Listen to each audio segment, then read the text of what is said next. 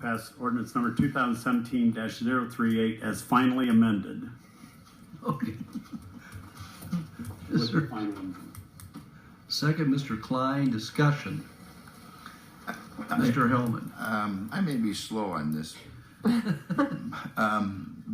Maybe it's a question more for the mayor. Does this mean that we assume the expense or the liability when an employee transferred in here from another governmental entity in terms of vacation and holiday pay that they may have accrued, correct? So this actually gives us the ability to offer that as an incentive if it's someone that we're interested in having employed with the city. In previous legislation, it was up to, I believe, the individual.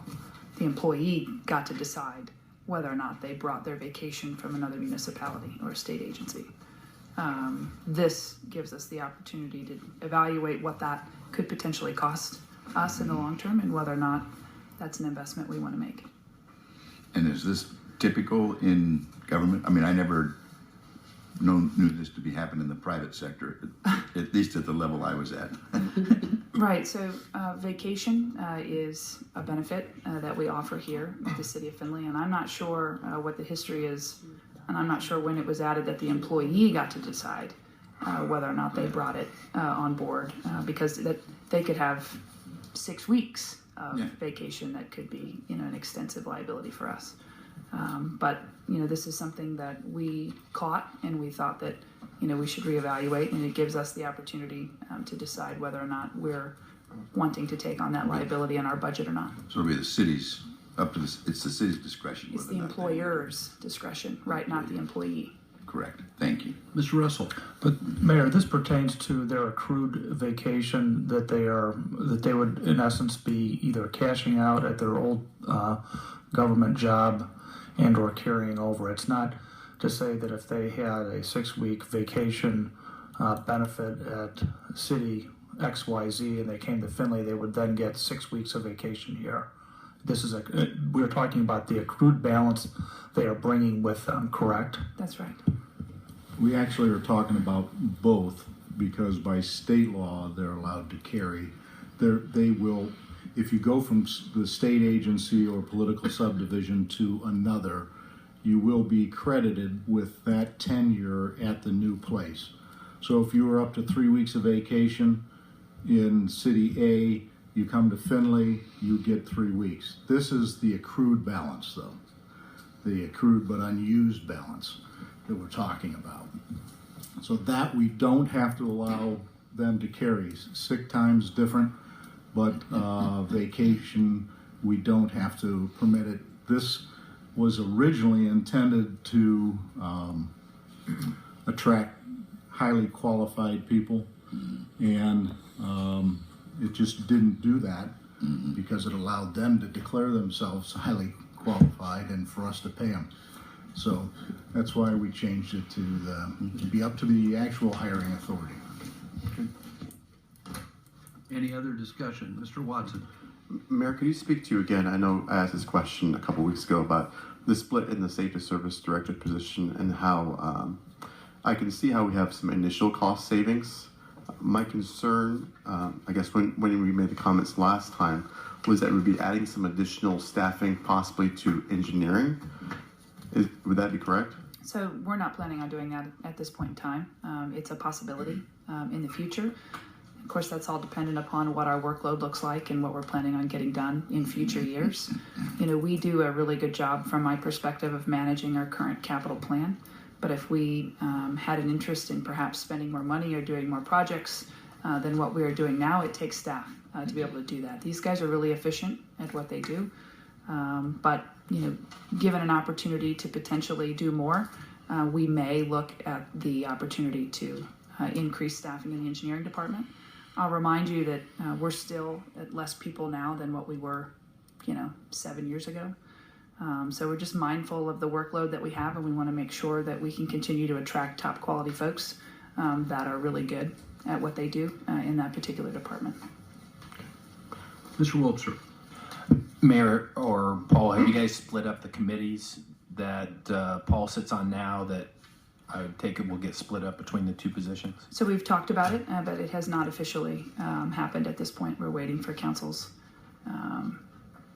disposition with this particular ordinance. Ms. Frishy? I guess I'd like to ask a couple questions to Grant and Mr. Harrington.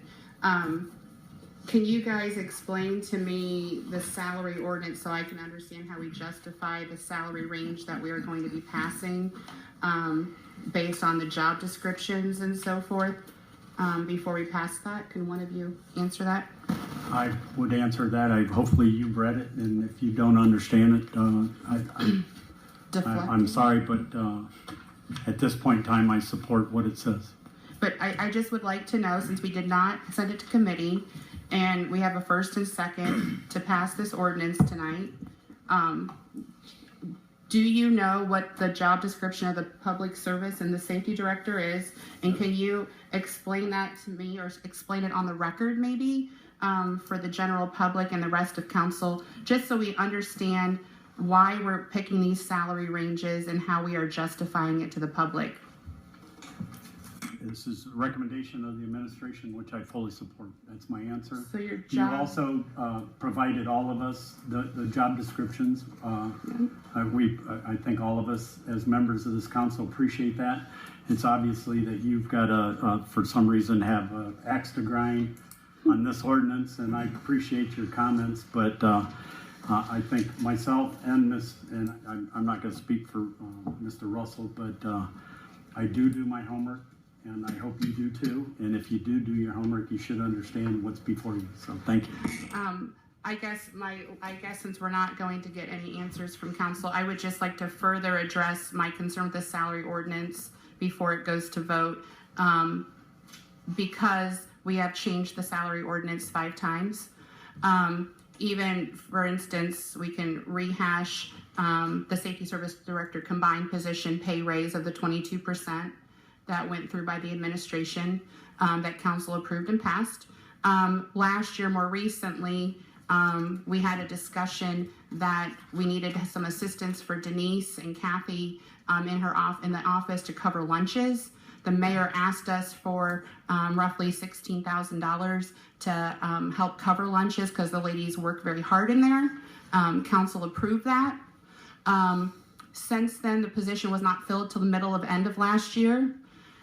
We hired somebody, Alicia Mitchell. She was part-time, and just for the record, at the last budget meeting when I asked, she did not have a title at that time. I was told administrative 2. As of this last month, just so the council knows how money is being spent on salaries, she has gone full-time with benefits for her and her spouse at a rate of $21.04 an hour, and benefits are averaging $929 a month. And that again is because we're not addressing council's job on a salary budget and what we're doing.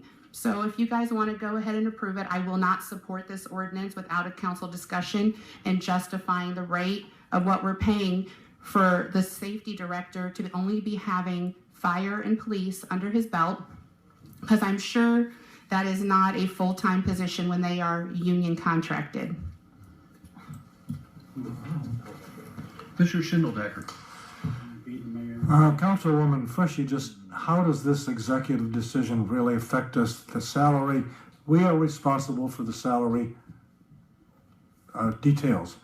This does not increase the cost. Your job as a council member is to vet the entire process of every ordinance that comes across your desk. And so This is an executive decision. We are a legislative body. All you like, and let's call it rubber stamping. That's what it is. Thank you for that history lesson. You're welcome. Go ahead and pass it. I really don't need your help in figuring this out. I know, that's why you're not running again. Can we do a poll? I would appreciate Ms. Frishy not to make any Let's personal comments. let's move on. This is beneath your dignity, all of you. So please, let's move on. I have a quick detail. Mr. Stashak. Just as a detail so that everybody knows, so it doesn't catch you by surprise, there'll be a request for a resolution of transfer at your next meeting so that we can get those funds shuffled around in the appropriate categories for budgetary, and so that we can count for them properly for the audit at the end of next year. So be expecting that, and we can draft the dollar amounts for that once we have the pay change notices, so we know exactly how much money we're dealing with, and we can give the administration and law director the correct figures. Mr. Watson. Mr. Stashak, I know you had some concerns at the last meeting about this ordinance specifically. There's the language, and it seems like you and the law director have chatted or discussed this ordinance, and so the language right now allays your fears or concerns that you had. Thank you for the question, and I think the law director did a nice job working with the staff to iron out those details, and provided that resolution of transfer is passed at your next meeting. I have no concerns at all at this point from a financial perspective. Any other questions? All those in favor of the amended ordinance 2017-38, say aye after name is called. Those opposed, nay. Mr. Hellman? Aye. Mr. Klein? Aye. Mr. Monday? Aye. Mr. Niemeyer? No. Mr. Russell? Aye. Mr. Schindeldecker? Aye. Mr. Watson? Aye. Mr. Wobser? No. Ms. Frishy? No. Mr. Harrington? Aye. That's it. 2 noes. 3, The sorry. ordinance is adopted.